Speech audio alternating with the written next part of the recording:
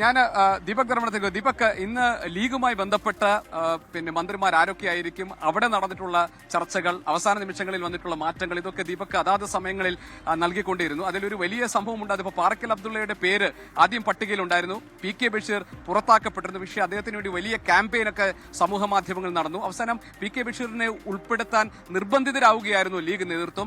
League മന്ത്രിമാരുടെ ഒരു term വ്യവസ്ഥയുടെ സാധ്യത കൂടി പറഞ്ഞു കേൾക്കുന്നുണ്ട്. അതിനൊരു സാധ്യതയുണ്ട്. ഇപ്പൊ അബ്ദുൾ ഗഫൂറും AKM അഷ്റഫും അവർ 2.5 വർഷം വീതം മാറും എന്നൊക്കെയുള്ള വിവരങ്ങൾ പുറത്തു വന്നിരുന്നു. അത് ശരിയാണോ? ഗോപി, ഇതിൽ ആദ്യം തന്നെ അപ്പോൾ ഏതായാലും ലീഗിന്റെ ചോദിച്ചുകൊണ്ട് ഞാൻ ലീഗ് ആദ്യം പറയാം. നമ്മൾ ഈ പുറത്തു വന്ന വാർത്തകളൊന്നും ശരിയല്ല എന്നുള്ളതാണ് ഏറ്റവും അവസാനം ഈ ഉന്നതാധികാര സമിതിയിലെ പ്രധാനപ്പെട്ട നേതാക്കളോട് സംസാരിച്ചപ്പോൾ മനസ്സിലായത്. അതായത് ഇതിൽ ഏറ്റവും പ്രധാനപ്പെട്ട കാര്യം ഒന്ന് പറഞ്ഞിരുന്നത് ഈ ബഷീറിനെ മന്ത്രിസ്ഥാനത്തില്ല എന്നൊരു വാർത്ത വരികയാണ്. ആ വാർത്ത ഒറിജിനേറ്റ് ചെയ്യുന്നു, പിന്നീട് അതിലേക്ക് ചർച്ച കൊണ്ടുപോവുകയാണ്. യഥാർത്ഥത്തിൽ ഒരു ഘട്ടത്തിലും ബഷീറിനെ ഒഴിവാക്കിയിട്ടില്ല എന്നുള്ളതാണ് എനിക്കകത്തുനിന്ന് ലഭിച്ച വാർത്ത. തുടക്കം മുതൽ ആദ്യത്തെ പട്ടികയിൽ, ആദ്യത്തെ 4 അംഗ പട്ടികയിൽ, ആ 4 അംഗ പട്ടിക തങ്ങൾ പാണക്കാട് വെച്ച് പ്രധാനപ്പെട്ട നേതാക്കളോട് പറഞ്ഞതാണ്. അതായത് തിരുവനന്തപുരത്തേക്ക് പുറപ്പെടുന്നതിന് മുൻപ് പാണക്കാട് വെച്ച് തന്നെ തങ്ങൾ അന്ന് കോൺഗ്രസ് 4 സീറ്റാണ് മുസ്ലിം ലീഗിന് നൽകിയത്. ആ 4 പേരെ അന്ന് തീരുമാനിച്ചു കഴിഞ്ഞിരുന്നു. അന്ന് തന്നെ പറഞ്ഞിരുന്നു 5ാമത്തെ സീറ്റിന് വേണ്ടി ശ്രമിക്കും, 5ാമത്തെ കിട്ടുകയാണെങ്കിൽ അത് കുറ്റ്യാടിക്കോ കളമശ്ശേരിക്കോ കൊടുക്കും. ഇതായിരുന്നു അന്നത്തെ വാദം.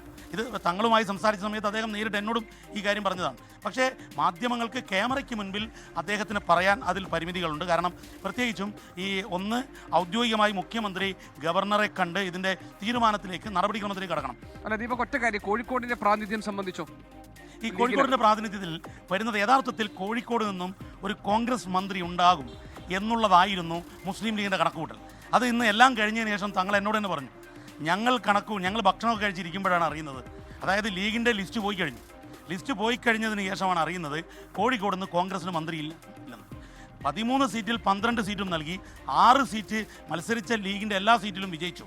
അത്തരം ഒരു ജില്ലയെ അവഗണിച്ചാൽ അത് പ്രശ്നമാകുമെന്ന് അവർക്ക് അപ്പം തന്നെ തിരിച്ചറിഞ്ഞു. അപ്പോൾ തന്നെ തീരുമാനിച്ചു പുതുതായ ഒരു ടേം വ്യവസ്ഥയിലേക്ക് പോകുന്നു. മിക്കവാറും ഞാൻ മനസ്സിലാക്കിയെടുത്തോളം KM ഷാജിയോ അങ്ങനെ ആരെങ്കിലും ഒരാൾ മാറുകയും പകരം പാറക്കൽ അബ്ദുള്ള 2.5 വർഷം കഴിഞ്ഞ് വരികയും ചെയ്യും. ഈ ടേം വ്യവസ്ഥ ആദ്യമായി മുസ്ലിം ലീഗിൽ വരുന്നത് ഇപ്പോഴാണ്.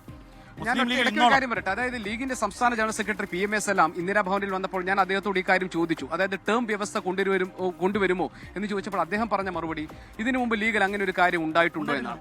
അല്ല, അപ്പൊ പിന്നെ അതിന്റെ അർത്ഥം അങ്ങനെ അവരാലോചിക്കുന്നില്ല എന്നല്ലേ? യഥാർത്ഥത്തിൽ അങ്ങനെ ഒരു ആലോചനയേ ഉണ്ടായിരുന്നില്ല. ഈ ടേം വ്യവസ്ഥ എന്നുള്ളത് അവരാലോചിക്കുന്ന ഘട്ടം 2 മണിയോടെയാണ്. 2 മണിയോടെ കോൺഗ്രസിന്റെ പട്ടികയിൽ കോഴിക്കോടില്ല എന്ന് ഉറപ്പിക്കുന്നു. അപ്പോൾ സ്വാഭാവികമായും അത് UDFന് വലിയ ക്ഷീണം. മറ്റൊരു പ്രധാനപ്പെട്ട പ്രശ്നം, ഈ മലപ്പുറത്തുനിന്ന് മാത്രം മന്ത്രിമാരാകുന്നു എന്ന് പറയുമ്പോൾ അതിനൊരു സാമുദായിക കളർ വരുന്നു. പ്രത്യേകിച്ചും ഈ കോൺഗ്രസിനെ നിയന്ത്രിക്കുന്നത് മലപ്പുറത്തു നിന്നാണ് എന്നൊക്കെയുള്ള ആക്ഷേപം ഒരു ഭാഗത്തു നിന്നും വരുന്നുകൊണ്ടിരിക്കുന്ന സമയം അതിനെ തടയിടാൻ വേണ്ടി ലിസ്റ്റ് പോയി കഴിയുകയും ചെയ്തു. അപ്പോൾ ലിസ്റ്റിനെ തിരുത്താൻ സാധിക്കില്ല. അതുകൊണ്ട് എന്ത് ചെയ്തു എന്ന് വെച്ചാൽ ഇത് കൃത്യമായി ഈ തീരുമാനം എടുത്തവർ തന്നെ സ്വകാര്യ സംഭാഷണത്തിൽ സമ്മതിച്ചതാണ്. എനിക്കൊന്ന് പാറക്കൽ അബ്ദുള്ളയ്ക്ക് വേണ്ടിയിട്ട് പ്രകടനമൊക്കെ നടന്നിരുന്നു. 2 പ്രകടനങ്ങൾ പാറക്കൽ അബ്ദുള്ള. അതേക്കുറിച്ച് ലീഗിന്റെ നേതാക്കളോട് ചോദിച്ചപ്പോൾ പറഞ്ഞെന്താ അറിയോ? സ്വാഭാവികമാണത്, ഇത് ഞങ്ങൾ കണക്കാക്കിയതാണ്. പക്ഷേ കോൺഗ്രസിന്റെ ഒരു മന്ത്രി ഉണ്ടായിരുന്നെങ്കിൽ ഇതുണ്ടാകില്ലായിരുന്നു. അതുകൊണ്ടാണ് ഈ 2.5 വർഷത്തെ ടേം വ്യവസ്ഥയിലേക്ക് പോയത് എന്നുള്ളതാണ്. ഞാൻ നേരത്തെ ഗോപി നിർത്തിയ ഒരു കാര്യത്തെക്കുറിച്ചാണ്. ഇപ്പോൾ കോൺഗ്രസിന്റെ പട്ടിക നോക്കിയാൽ ഒരു പക്ഷേ വിസ്മയം എന്നോണം വലിയ പ്രശ്നങ്ങളില്ലാത്തൊരു പട്ടിക ലോക് ഭവനിൽ എത്തിച്ചു. പക്ഷേ ഇനിയാണ് പ്രശ്നങ്ങൾ തുടങ്ങാൻ പോകുന്നത്. അതിൻ്റെ ആദ്യ വെടി പൊട്ടിച്ചത് K മുരളീധരനാണ്. K മുരളീധരൻ സത്യപ്രതിജ്ഞ ചെയ്യാൻ തയ്യാറാകില്ല എന്നുള്ള രഹസ്യ വിവരം അവർ നേതാക്കൾക്ക് കൈമാറി കഴിഞ്ഞു.